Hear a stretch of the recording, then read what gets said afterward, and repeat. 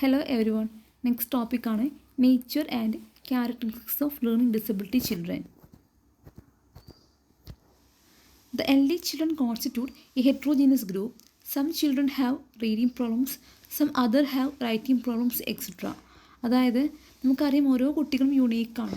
അതുപോലെ തന്നെ learning disabilities ഉള്ള കുട്ടികളുടെ ഡിസബിലിറ്റീസ് എല്ലാം ഒരുപോലെ ആയിരിക്കുന്നില്ല. ചില കുട്ടികൾക്ക് എഴുതാനുള്ള ബുദ്ധിമുട്ടാണെങ്കിൽ ചില കുട്ടികൾക്ക് വായിക്കാനുള്ള ബുദ്ധിമുട്ടായിരിക്കാം. അതാണ് പറയുന്നത് the L D children constitute A heterogeneous group. L D എന്ന് പറയുന്നത് ലേണിംഗ് ഡിസബിലിറ്റി ആണ് കേട്ടോ. The most frequently mentioned characteristics of learning disability children. First one, ability level. The ability level of LD children varies from near average to above average. അതായത് ഇപ്പോൾ നമ്മളൊരു task അവർക്ക് കൊടുക്കുകയാണെങ്കിൽ ആ ടാസ്ക് ചെയ്തെടുക്കാനുള്ള ഒരു അബിലിറ്റി അവർക്ക് എന്താ പറയുക അത് വേരി ചെയ്തുകൊണ്ടിരിക്കും. ചില കുട്ടികൾ പെട്ടെന്ന് ചെയ്യുമായിരിക്കും, ചില കുട്ടികൾ പതുക്കെ ചെയ്യുള്ളൂ.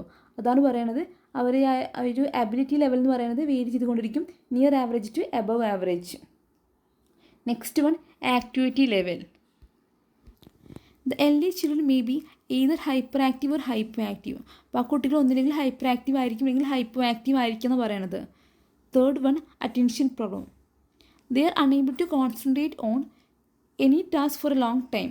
അതായത് ഇപ്പോൾ നമ്മൾ ടാസ്ക് കൊടുക്കുന്നത് ആ ടാസ്ക് അവർക്ക് ഒരുപാട് നേരം കോൺസെൻട്രേറ്റ് ചെയ്യാനുള്ള ഒരു അബിലിറ്റി അവർക്ക് ഉണ്ടാവണമെന്നില്ല. Next one, motor problems. Children with learning disabilities may experience motor problems, including difficulties with movement and coordination. This can affect their ability to perform daily tasks such as writing, dressing and physical activities.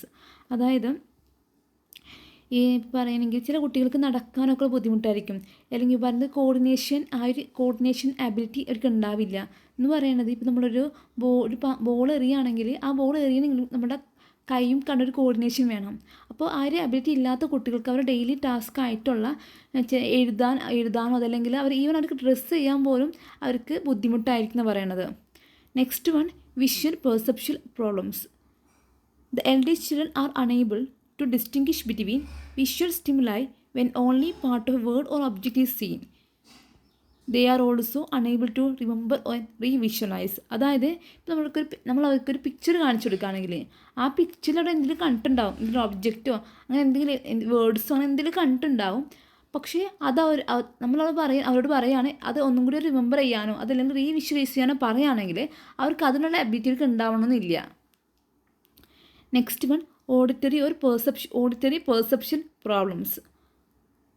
The elderly children are unable to distinguish between sound. അതായത് അവർക്ക് sound തിരിച്ചറിയാനുള്ള ആ ഒരു ability അവർക്ക് ഉണ്ടാവണമെന്നില്ല. Next one, language problems. The elder children demonstrate delayed or slow development of speech articulation. അതായത് ചില കുട്ടികൾ സംസാരിക്കാനൊക്കെ വൈകുമായിരിക്കും. അപ്പോൾ അതുപോലെ ഒന്നില്ലെങ്കിൽ ഡിലേഡ് ആയിരിക്കും, അതല്ലെങ്കിൽ സ്ലോ ഡെവലപ്മെൻ്റ് ആയിരിക്കും.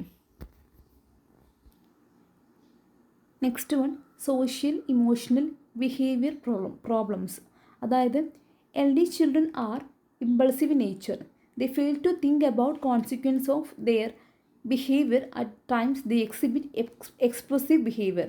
അതായത് ആ കുട്ടികൾ എന്ന് പറഞ്ഞാൽ അവർ ഇമ്പൾസീവ് നേച്ചർ ആയിരിക്കും. അതായത് ഇപ്പോൾ അവർക്ക് എന്താണ് അവർക്ക് തോന്നുന്നത് അത് അവർ അപ്പം തന്നെ ചെയ്യും. അത് ചെയ്താലുള്ള കോൺസിക്വൻസിനെ കുറിച്ച് അവർ ചിന്തിക്കണില്ല. ഇപ്പോൾ ഇത് ചെയ്താൽ അങ്ങനൊരു ബുദ്ധിമുട്ടുണ്ടാവും, ഇത് ചെയ്താൽ ഇങ്ങനൊരു ബുദ്ധിമുട്ടുണ്ടാവും, അങ്ങനെ അവർ ചിന്തിക്കില്ല. അവർക്ക് എന്താ തോന്നുന്നത് അതവർ ചെയ്യും.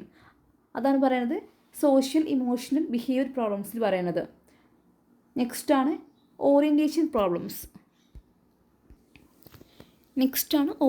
Problems. The elderly children possess poorly developed concept of space, difficulty in judging distance and size, also difficulty in relating to concepts like before and after, now and then, and today and every day, today and tomorrow. അതായത് ഇപ്പോൾ നമുക്കൊരു situation വരുമ്പോൾ അതുമായി ബന്ധപ്പെട്ട എന്തെങ്കിലും ഒരു കോൺസെപ്റ്റുമായിട്ട് അവർക്ക് relate ചെയ്യാനുള്ള ഡിഫിക്കൽട്ടിയാണ് പറയുന്നത്. Difficulty in judging distance and size, also difficulty in relating to concepts like before and after, now and then, and today and tomorrow. Next one, work habits ആണ്. The elderly children organize work purely. They work slowly and frequently, confuse directions or rush through work carelessly. അതായത് ഇപ്പോൾ ആ കുട്ടികൾക്കൊരു work അവിടെ organise ചെയ്യാൻ പറഞ്ഞു കഴിഞ്ഞാൽ അവരത് അത്ര നന്നായിട്ട് ചെയ്യണമെന്നൊന്നുമില്ല. ചിലപ്പോൾ അതെന്താ പറയുക, അവർ പതുക്കെ ചെയ്യുള്ളായിരിക്കും. ചിലപ്പോൾ അവർ ഫ്രീക്വൻ്റ് ആയിട്ട് ചെയ്യുമായിരിക്കും, പക്ഷെ അത് സ്ലോ ആയിട്ടായിരിക്കും ചെയ്യുക. നന്നായിട്ട് ചെയ്യണമെന്നില്ല. ചിലപ്പോൾ അവർക്കത് കൺഫ്യൂഷൻ ഉള്ളതുകൊണ്ടായിരിക്കും. ചിലപ്പോൾ അവർ കെയർലെസ്സായി വിട്ടതുകൊണ്ടായിരിക്കാം. അങ്ങനെയാവാം. നെക്സ്റ്റ് വണ്ണാണ് academic disabilities. The LD children have problem in reading, writing, arithmetic, spelling etcetera. അതായത് അവർക്ക് വായിക്കാനോ എഴുതാനോ അങ്ങനെയുള്ള ഇതിനൊക്കെ അവർക്ക് ബുദ്ധിമുട്ടുണ്ടാവും. ആ കുട്ടികൾക്ക് പ്രോബ്ലംസ് ഉണ്ടാവാം. അതിൽ പറയുന്നതാണ് അക്കാഡമിക് ഡിസബിലിറ്റീസിൽ അതാണ് പറയണത്. ഇത്രയുള്ള ടോപ്പിക്ക്. Thank you.